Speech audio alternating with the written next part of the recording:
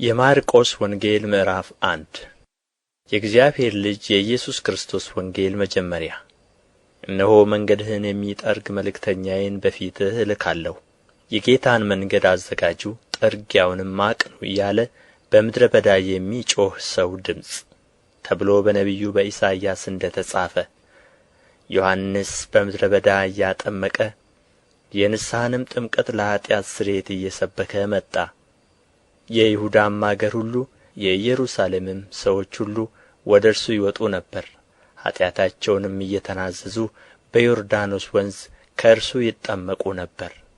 ዮሐንስም የግመል ጠጕር ለብሶ በወገቡ ጠፍር ይታጠቅ፣ አንበጣና የበረሃ ማርም ይበላ ነበር። ተጐንብሼም የጫማውን ጠፍር መፍታት የማይገባኝ ከእኔ የሚበረታ በኋላዬ ይመጣል፣ እኔ በውኃ አጠመቅኋችሁ፣ እርሱ ግን በመንፈስ ቅዱስ ያጠምቃችኋል እያለ ይሰብክ ነበር። በዚያን ወራት ኢየሱስ ከገሊላ ናዝሬት መጥቶ ከዮሐንስ በዮርዳኖስ ወንዝ ተጠመቀ። ወዲያውም ከውኃው በወጣ ጊዜ ሰማያት ሲቀደዱ መንፈስም እንደ ርግብ ሲወርድበት አየና፣ የምወድህ ልጄ አንተ ነህ፣ በአንተ ደስ ይለኛል የሚል ድምፅ ከሰማያት መጣ። ወዲያውም መንፈስ ወደ ምድረ በዳ አወጣው። በምድረ በዳም ከሰይጣን እየተፈተነ 40 ቀን ሰነበተ፣ ከአራዊትም ጋር ነበረ፣ መላእክቱም አገለገሉት።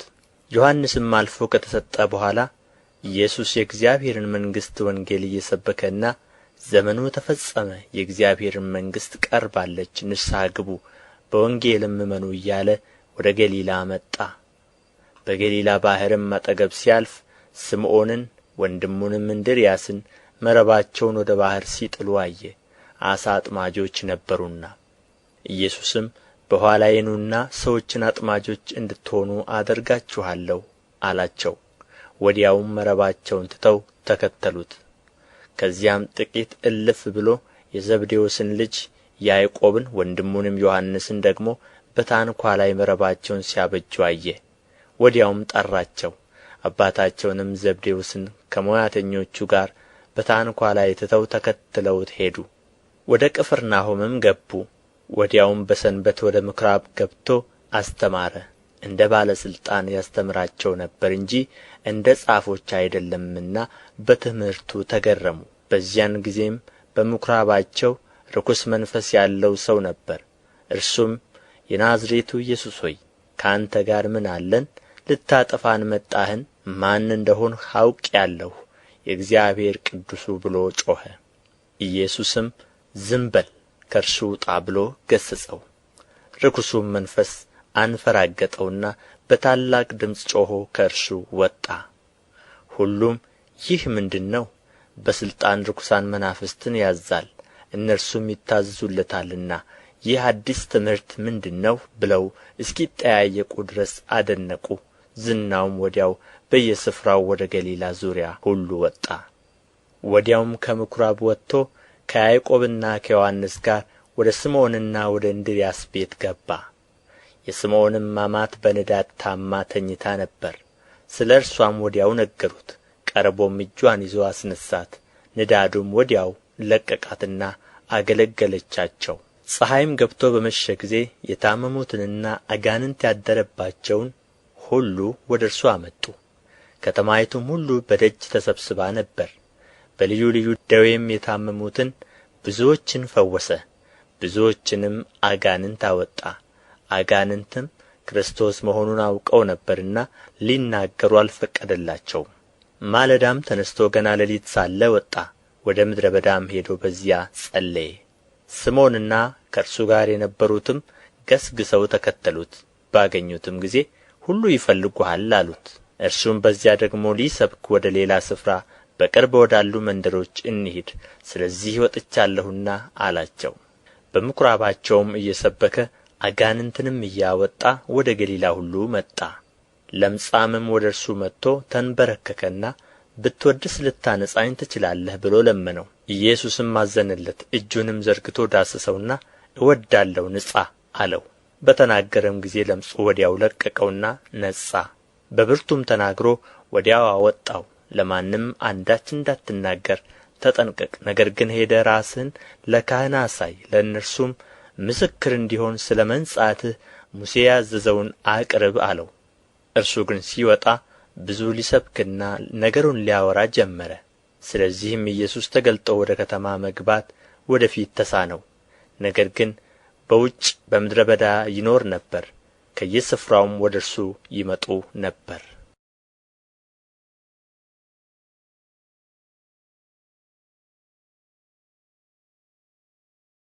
የማርቆስ ወንጌል ምዕራፍ 2 ከጥቂት ቀን በኋላ ወደ ቅፍርናሆም ደግሞ ገብቶ በቤት እንደሆነ ተሰማ። በደጅ ያለው ስፍራም እስኪጠባቸው ድረስ ብዙ ሰዎች ተሰበሰቡ። ቃሉንም ይነግራቸው ነበር። 4 ሰዎችም የተሸከሙትን ሽባ አመጡለት። ስለ ሕዝቡም ብዛት ወደ እርሱ ማቅረብ ቢያቅታቸው እርሱ ያለበትን የቤቱን ጣራ አነሱ። ነድለውም ሽባው የተኛበትን አልጋ ወረዱ። ኢየሱስም እምነታቸውን አይቶ ሽባውን አንተ ልጅ ኃጢአትህ ተሰረየችልህ አለው። ከጻፎችም አንዳንዶቹ በዚያ ተቀምጠው ነበር። በልባቸውም ይህ ሰው ስለ ምን እንደዚህ ያለ ስድብ ይናገራል? ከአንዱ ከእግዚአብሔር በቀር ኃጢአት ሊያስተሰርይ ማን ይችላል ብለው አሰቡ። ወዲያውም ኢየሱስ በልባቸው እንዲህ እንዳሰቡ በመንፈስ አውቆ እንዲህ አላቸው፣ በልባችሁ ይህን ስለ ምን ታስባላችሁ? ሽባውን ኃጢአትህ ተሰረየችልህ ከማለት ወይስ ተነሣ አልጋህንም ተሸከምና ሂድ ከማለት ማናቸው ይቀላል? ነገር ግን ለሰው ልጅ በምድር ላይ ኃጢአትን ሊያስተሰርይ ሥልጣን እንዳለው እንድታውቁ ሽባውን አንተን እልሃለሁ ተነሣ፣ አልጋህን ተሸከምና ወደ ቤትህ ሂድ አለው። ተነስቶም ወዲያው አልጋውን ተሸክሞ በሁሉ ፊት ወጣ። ስለዚህም ሰዎች ሁሉ ተገረሙና እንዲህ ያለ ከቶ አላየንም ብለው እግዚአብሔርን አከበሩ። ደግሞም በባሕር አጠገብ ወጣ። ሕዝቡም ሁሉ ወደ እርሱ መጡና አስተማራቸው። ሲያልፍም በመቅረጫው ተቀምጦ የነበረውን የእልፍዮስን ልጅ ሌዊን አየና ተከተለኝ አለው። ተነስቶም ተከተለው። በቤቱም በማዕድ ተቀምጦ ሳለ ብዙ ቀራጮችና ኃጢአተኞች ከኢየሱስና ከደቀ መዛሙርቱ ጋር ተቀመጡ። ብዙ ነበሩ፣ ይከተሉትም ነበር። ጻፎችና ፈሪሳውያንም ከቀራጮችና ከኃጢአተኞች ጋር ሲበላ አይተው ለደቀ መዛሙርቱ ከቀራጮችና ከኃጢአተኞች ጋር የሚበላና የሚጠጣ ስለ ምንድር ነው አሉ። ኢየሱስም ሰምቶ ሕመምተኞች እንጂ ብርቱዎች ባለመድኃኒት አያስፈልጋቸውም፣ ኃጢአተኞችን እንጂ ጻድቃንን ልጠራ አልመጣሁም አላቸው። የዮሐንስ ደቀ መዛሙርትና ፈሪሳውያን ይጦሙ ነበር። መጥተውም የዮሐንስና የፈሪሳውያን ደቀ መዛሙርት የሚጦሙት የአንተ ደቀ መዛሙርት ግን የማይጦሙት ስለ ምንድር ነው አሉት። ኢየሱስም አላቸው፣ ሙሽራው ከእነርሱ ጋር ሳለ ሚዜዎች ሊጦሙ ይችላሉን? ሙሽራው ከእነርሱ ጋር ሳለ ሊጦሙ አይችሉም። ነገር ግን ሙሽራው ከእነርሱ የሚወሰድበት ወራት ይመጣል፣ በዚያ ወራትም ይጦማሉ። ባረጀ ልብስ አዲስ እራፊ የሚጥፍ የለም። ቢደረግ ግን አዲሱ መጣፊያ አሮጌውን ይቦጫጭቀዋል፣ መቀደዱም የባሰ ይሆናል። ባረጀ አቁማዳም አዲስ የወይን ጠጅ የሚያኖር የለም። ቢደረግ ግን የወይን ጠጁ አቁማዳውን ያፈነዳል፣ የወይኑም ጠጅ ይፈሳል፣ አቁማዳውም ይጠፋል። አዲሱን የወይን ጠጅ ግን በአዲሱ አቁማዳ ያኖራሉ። በሰንበትም በእርሻ መካከል ሲያልፍ ደቀ መዛሙርቱ እየሄዱ እሸት ይቀጥፉ ጀመር። ፈሪሳውያንም እነሆ በሰንበት ያልተፈቀደውን ስለ ምን ያደርጋሉ አሉት። እርሱም ዳዊት ባስፈለገውና በተራበ ጊዜ እርሱ አብሮት ከነበሩት ጋር ያደረገውን አብያተር ሊቀ ካህናት በነበረ ጊዜ ወደ እግዚአብሔር ቤት እንደ ገባ ከካህናት በቀር መብላት ያልተፈቀደውን የመሥዋዕትን እንጀራ እንደ በላ ከእርሱም ጋር ለነበሩት እንደ ሰጣቸው ከቶ አላነበባችሁምን አላቸው። ደግሞ ሰንበት ስለ ሰው ተፈጥሮአል እንጂ ሰው ስለ ሰንበት አልተፈጠረም፣ እንዲሁም የሰው ልጅ ለሰንበት እንኳ ጌታዋ ነው አላቸው።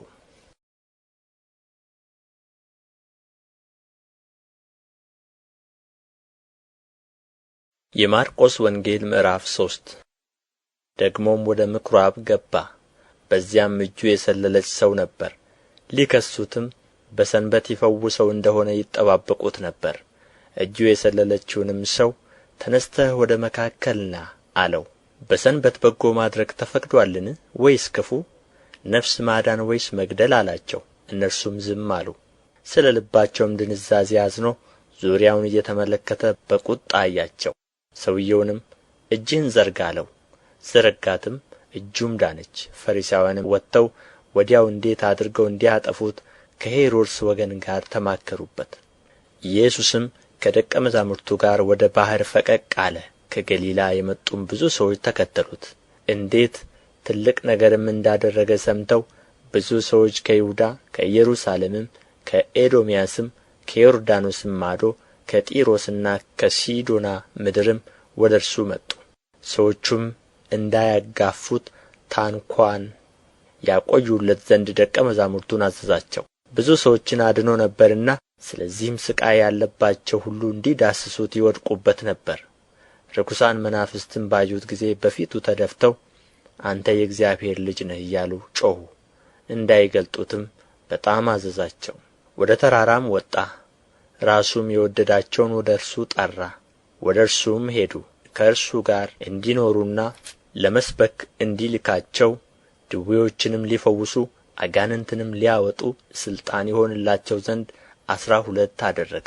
ስምዖንንም ጴጥሮስ ብሎ ሰየመው። የዘብዴዎስንም ልጅ ያዕቆብን የያዕቆብንም ወንድም ዮሐንስን ቦአኔርጌስ ብሎ ሰየማቸው። የነጐድጓድ ልጆች ማለት ነው። እንድርያስንም ፊልጶስንም በርተሎሜዎስንም ማቴዎስንም ቶማስንም የእልፍዮስን ልጅ ያዕቆብንም ታዴዎስንም ቀነናዊውንም ስምዖንን አሳልፎ የሰጠውንም የአስቆሮቱን ይሁዳን። ወደ ቤትም መጡ። እንጀራም መብላት እንኳ እስኪሳናቸው ድረስ እንደ ገና ብዙ ሰዎች ተሰበሰቡ። ዘመዶቹም ሰምተው አበደ ብለዋልና ሊይዙት ወጡ። ከኢየሩሳሌም የወረዱ ጻፎችም ብዔል ዜቡል አለበት፣ ደግሞ በአጋንንት አለቃ አጋንንትን ያወጣል ብለው ተናገሩ። እነርሱንም ወደ እርሱ ጠርቶ በምሳሌ አላቸው። ሰይጣን ሰይጣንን ሊያወጣው እንዴት ይችላል? መንግሥትም እርስ በርስዋ ከተለያየች ያች መንግሥት ልትቆም አትችልም። ቤትም እርስ በርሱ ከተለያየ ያ ቤት ሊቆም አይችልም። ሰይጣን ራሱን ተቃውሞ ከተለያየ መጨረሻ ይሆንበታል እንጂ ሊቆም አይችልም። ነገር ግን አስቀድሞ ኃይለኛውን ሳያስር ወደ ኃይለኛው ቤት ገብቶ ዕቃውን ሊበዘብዝ የሚችል የለም። ከዚያም ወዲያ ቤቱን ይበዘብዛል። እውነት እላችኋለሁ ለሰው ልጆች ኃጢአት ሁሉ የሚሳደቡትም ስድብ ሁሉ ይሰረይላቸዋል። በመንፈስ ቅዱስ ላይ የሚሳደብ ሁሉ ግን የዘላለም ኃጢአት ዕዳ ይሆንበታል እንጂ ለዘላለም አይሰረይለትም፣ ርኩስ መንፈስ አለበት ይሉ ነበርና። እናቱና ወንድሞቹም መጡ፣ በውጭም ቆመው ወደ እርሱ ልከው አስጠሩት። ብዙ ሰዎችም በዙሪያው ተቀምጠው ነበሩና እነሆ እናትህ ወንድሞችህም በውጭ ቆመው ይፈልጉሃል አሉት። መልሶም እናቴ ማን ናት? ወንድሞቼስ እነማን ናቸው? አላቸው። በዙሪያውም ተቀምጠው ወደ ነበሩትም ተመለከተና እነሆ እናቴ ወንድሞቼም፣ የእግዚአብሔርን ፈቃድ የሚያደርግ ሁሉ እርሱ ወንድሜ ነው፣ እህቴም እናቴም አለ። የማርቆስ ወንጌል ምዕራፍ 4 ደግሞም በባሕር ዳር ሊያስተምር ጀመረ። እጅግ ብዙ ሰዎችም ወደ እርሱ ስለ ተሰበሰቡ እርሱ በታንኳ ገብቶ በባሕር ላይ ተቀመጠ። ሕዝቡም ሁሉ በባሕር ዳር በምድር ላይ ነበሩ። በምሳሌም ብዙ ያስተምራቸው ነበር። በትምህርቱም አላቸው፣ ስሙ፣ እነሆ ዘሪ ሊዘራ ወጣ። ሲዘራም አንዳንዱ በመንገድ ዳር ወደቀና ወፎች መጥተው በሉት። ሌላውም ብዙ መሬት በሌለበት በጭንጫ ላይ ወደቀና ጥልቅ መሬት ስላልነበረው ወዲያው በቀለ። ፀሐይም ሲወጣ ጠወለገ፣ ሥርም ስላልነበረው ደረቀ። ሌላውም በእሾህ መካከል ወደቀ፣ እሾህም ወጣና አነቀው፣ ፍሬም አልሰጠም። ሌላውም በመልካም መሬት ላይ ወደቀና ወጥቶ አድጎ ፍሬ ሰጠ። አንዱም 30 አንዱም 60 አንዱም 100 አፈራ። የሚሰማ ጆሮ ያለው ይስማ አለ። ብቻውንም በሆነ ጊዜ በዙሪያው የነበሩት ከ12 ጋር ስለ ምሳሌው ጠየቁት። እንዲህም አላቸው፣ ለእናንተ የእግዚአብሔርን መንግሥት ምሥጢር ማወቅ ተሰጥቶአችኋል። በውጭ ላሉት ግን አይተው እንዲያዩ እንዳይመለከቱም፣ ሰምተውም እንዲሰሙ እንዳያስተውሉም፣ እንዳይመለሱ ኃጢአታቸውም እንዳይሰረይላቸው ነገር ሁሉ በምሳሌ ይሆንባቸዋል አላቸውም። ይህን ምሳሌ አታውቁምን? እንዴትስ ምሳሌዎቹን ሁሉ ታውቃላችሁ?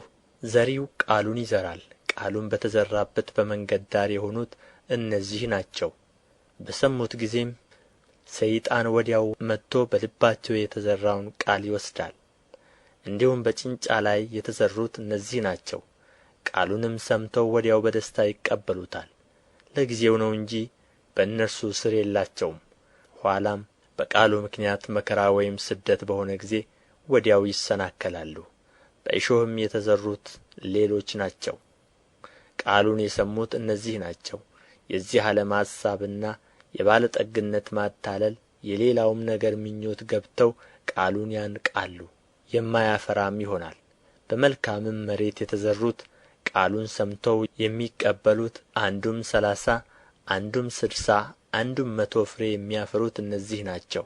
እንዲህም አላቸው፣ መብራትን ከዕንቅብ ወይም ከአልጋ በታች ሊያኖሩት ያመጡታልን? በመቅረዝ ላይ ሊያኖሩት አይደለምን? እንዲገለጥ ባይሆን የተሰወረ የለምና ወደ ግልጥ እንዲመጣ እንጂ የተሸሸገ የለም። የሚሰማ ጆሮ ያለው ቢኖር ይስማ አላቸውም። ምን እንድትሰሙ ተጠበቁ። በምትሰፍሩበት መስፈሪያ ይሰፈርላችኋል፣ ለእናንተም ይጨመርላችኋል። ላለው ይሰጠዋልና ከሌለው ያው ያለው እንኳ ይወሰድበታል። እርሱም አለ፣ በምድር ዘርን እንደሚዘራ ሰው የእግዚአብሔር መንግሥት እንደዚህ ናት። ሌሊትና ቀን ይተኛልም ይነሣልም፣ እርሱም እንዴት እንደሚሆን ሳያውቅ ዘሩ ይበቅላል ያድግማል። ምድሪቱም አውቃ በመጀመሪያ ቡቃያ፣ ኋላም ዛላ፣ ኋላም በዛላው ፍጹም ሰብል ታፈራለች። ፍሬ ግን ሲበስል መከር ደርሶአልና ወዲያው ማጭድ ይልካል። እርሱም አለ፣ የእግዚአብሔርን መንግሥት በምን እናስመስላታለን? ወይስ በምን ምሳሌ እንመስላታለን? እንደ ሰናፍጭ ቅንጣት ናት። እርሷም በምድር በተዘራች ጊዜ በምድር ካለ ዘር ሁሉ ታንሳለች፣ በተዘራችም ጊዜ ትወጣለች፣ ከአትክልትም ሁሉ የምትበልጥ ትሆናለች። የሰማይ ወፎችም በጥላዋ ሊሰፍሩ እስኪችሉ ታላላቅ ቅርንጫፎች ታደርጋለች። መስማትም በሚችሉበት መጠን እነዚህን በሚመስል በብዙ ምሳሌ ቃሉን ይነግራቸው ነበር። ያለ ምሳሌ ግን አልነገራቸውም። ለብቻቸውም ሲሆኑ ነገሩን ሁሉ ለገዛ ደቀ መዛሙርቱ ይፈታላቸው ነበር። በዚያም ቀን በመሸ ጊዜ ወደ ማዶ እንሻገር አላቸው። ሕዝቡንም ትተው በታንኳ እንዲያው ወሰዱት። ሌሎች ታንኳዎች ከእርሱ ጋር ነበሩ። ብርቱ ዐውሎ ነፋስም ተነሣና ውኃ በታንኳይቱ እስኪሞላ ድረስ ማዕበሉ በታንኳይቱ ይገባ ነበር። እርሱም በስተ ኋላዋ ትራስ ተንተርሶ ተኝቶ ነበር። አንቅተውም መምህር ሆይ ስንጠፋ አይገድህምን አሉት። ነቅቶም ነፋሱን ገሠጸው፣ ባሕሩንም ዝም በል ጸጥ በል አለው። ነፋሱም ተወ፣ ታላቅ ጸጥታም ሆነ። እንግዲህ የምትፈሩ ስለ ምን ነው? እንዴትስ እምነት የላችሁም አላቸው። እጅግም ፈሩና እንግዲህ ነፋስም ባሕርም የሚታዘዙለት ይህ ማን ነው ተባባሉ።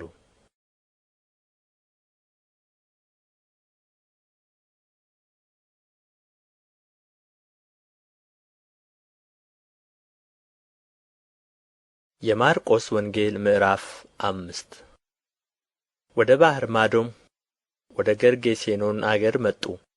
ከታንኳይቱም በወጣ ጊዜ ርኩስ መንፈስ የያዘው ሰው ከመቃብር ወጥቶ ወዲያው ተገናኘው። እርሱም በመቃብር ይኖር ነበር። በሰንሰለትም እንኳ ማንም ሊያስረው በዚያን ጊዜ አይችልም ነበር። ብዙ ጊዜ በእግር ብረትና በሰንሰለት ይታሰር ነበርና፣ ዳሩ ግን ሰንሰለቱን ይበጣጥስ እግር ብረቱንም ይሰባብር ነበር። ሊያሸንፈውም የሚችል አልነበረም። ሁልጊዜም ሌሊትና ቀን በመቃብርና በተራራ ሆኖ ይጮኽ ነበር፣ ሰውነቱንም በድንጋይ ይቧጭር ነበር። ኢየሱስንም ከሩቅ ባየ ጊዜ ሮጦ ሰገደለት፣ በታላቅ ድምፅም እየጮኸ የልዑል እግዚአብሔር ልጅ ኢየሱስ ሆይ ከአንተ ጋር ምን አለኝ? እንዳታሰቃየኝ በእግዚአብሔር አምልሃለሁ አለው። አንተ ርኩስ መንፈስ ከዚህ ሰው ውጣ ብሎት ነበርና ስምህ ማን ነው ብሎ ጠየቀው። ብዙዎች ነንና ስሜ ሌጌዎን ነው አለው። ከአገርም ውጭ እንዳይሰዳቸው አጥብቆ ለመነው። በዚያም በተራራ ጥግ ብዙ የእሪያ መንጋ ይሰማራ ነበርና ወደ እሪያዎቹ እንድንገባ ስደደን ብለው ለመኑት። ኢየሱስም ፈቀደላቸው። ርኩሳን መናፍስቱም ወጥተው ወደ እሪያዎች ገቡ። 2,000 የሚያህሉ መንጋ ከአፋፉ ወደ ባሕር ተጣደፉና በባሕር ሰጠሙ። እረኞቹም ሸሽተው በከተማውና በአገሩ አወሩ። ነገሩም ምን እንደሆነ ለማየት መጡ። ወደ ኢየሱስም መጡ። አጋንንትም ያደሩበትን ሌጌዎን የነበረበትን ሰው ተቀምጦ ለብሶም ልቡም ተመልሶ አዩና ፈሩ። ያዩት ሰዎችም አጋንንት ላደሩበት ሰው የሆነውንና ስለ እሪያዎቹ ተረኩላቸው። ከአገራቸውም እንዲሄድላቸው ይለምኑት ጀመር። ወደ ታንኳይቱም በገባ ጊዜ አጋንንት አድረውበት የነበረው ሰው ከእርሱ ጋር እንዲኖር ለመነው። ኢየሱስም አልፈቀደለትም። ነገር ግን ወደ ቤትህ በቤተ ሰዎችህ ዘንድ ሄደህ ጌታ እንዴት ያለ ታላቅ ነገር እንዳደረገልህ እንዴትስ እንደ ማረህ አውራላቸው አለው። ሄዶም ኢየሱስ እንዴት ያለ ታላቅ ነገር እንዳደረገለት 10 ከተማ በሚባል አገር ይሰብክ ጀመር። ሁሉም ተደነቁ። ኢየሱስም ደግሞ በታንኳይቱ ወደ ማዶ ከተሻገረ በኋላ ብዙ ሰዎች ወደ እርሱ ተሰበሰቡ። በባሕርም አጠገብ ነበረ። ኢያኢሮስ የተባለ ከምኵራብ አለቆች አንዱ መጣ። ባየውም ጊዜ በእግሩ ላይ ወደቀና ታናሽቱ ልጄ ልትሞት ቀርባለችና እንድትድን በሕይወት እንድትኖር መጥተህ እጅህን ጫንባት ብሎ አጥብቆ ለመነው። ከእርሱም ጋር ሄደ። ብዙ ሕዝብም ተከተሉት፣ አጋፉትም። ከ12 ዓመት ጀምሮ ደም የሚፈሳት ሴት ነበረች።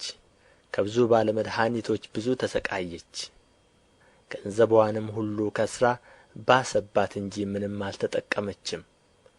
የኢየሱስንም ወሬ ሰምታ በስተ ኋላው በሰዎች መካከል መጥታ ልብሱን ዳሰሰች። ልብሱን ብቻ የዳሰስሁ እንደሆን እድናለሁ ብላለችና። ወዲያውም የደምዋ ምንጭ ደረቀ። ከሥቃይዋም እንደ ዳነች በሰውነትዋ አወቀች። ወዲያውም ኢየሱስ ከእርሱ ኃይል እንደ ወጣ በገዛ ራሱ አውቆ በሕዝቡ መካከል ዘወር ብሎ ልብሴን የዳሰሰ ማን ነው አለ። ደቀ መዛሙርቱም ሕዝቡ ሲያጋፉህ እያየህ ማን ዳሰሰኝ ትላለህን አሉት። ይህንም ያደረገችውን ለማየት ዘወር ብሎ ይመለከት ነበር።